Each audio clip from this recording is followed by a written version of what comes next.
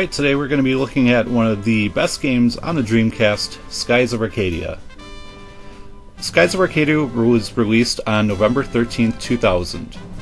In this RPG you play as Vice, who is an air pirate. He starts off as part of his father's crew of Blue Rogues. They attempt to rob an Imperial ship and end up rescuing a girl named Fina in the process. Fina is traveling the world searching for moonstones which can control giant gigas. She hopes to claim these before the evil Valuan Empire can, because they plan to use the gigas to rule the world. Vice and Aka decide to accompany Fina on her journey, and while there's nothing really new going on with the story here, it's still very interesting because of the likable characters. One way this game differs from most other RPGs is that the world map consists of floating islands and continents in the sky. You may think that this would allow you to freely travel anywhere in the world right from the start, but the developers came up with some very creative ways to block off portions of the map. So it does end up being linear like many other role-playing games, but it is very satisfying when you overcome these obstacles later in the game. The graphics in Skies of Arcadia are quite nice. While none of the characters have a ton of detail, they still are very pleasant to look at.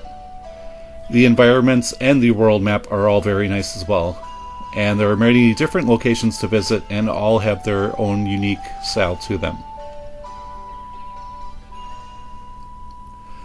Something I absolutely love about this game is that it has two different battle systems.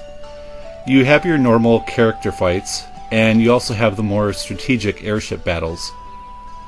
The character combat is the usual turn-based system found in most other games in the genre. You command each character before every turn, and the round plays out with the player or enemy with the highest speed going first. And you have the typical commands like attack, item, guard, etc. You can also select magic from one of the 6 different elements. All magic spells consume only 1 magic point, but they consume spirit points as well. And how many spirit points depends on how strong the spell is. The spirit points are also used for special attacks, which are basically this game's version of limit breaks. All characters share the same SP gauge, and the gauge will increase with every round of combat. The airship battles function a little bit differently.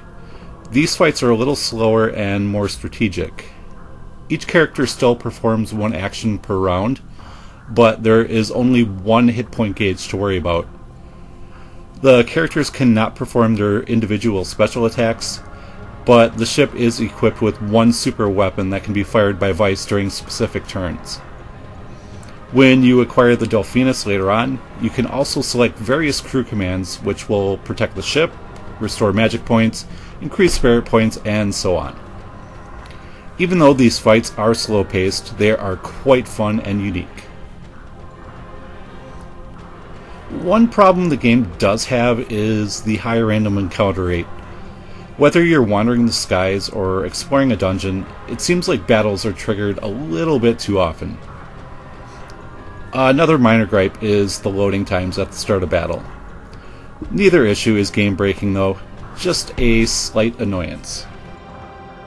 This game also features a VMU minigame called Pinta's Quest, where you can play exciting minigames like Press Button Quickly.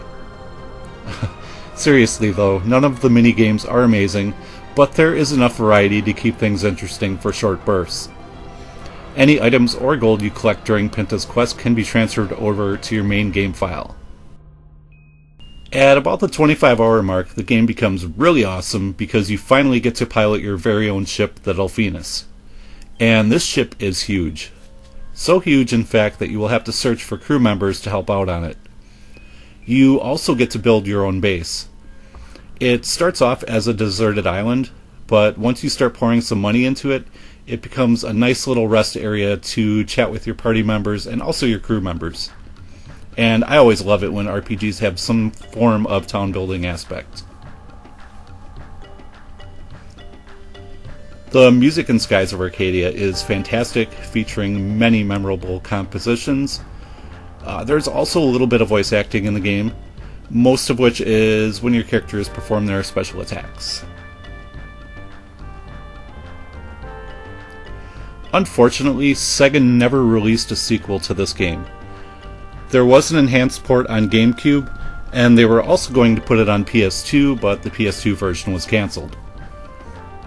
Sega has kept the memory of this RPG alive by putting several characters in Valkyria Chronicles on PS3, and there is also a kick-ass racetrack in Sonic and All-Stars Racing Transformed.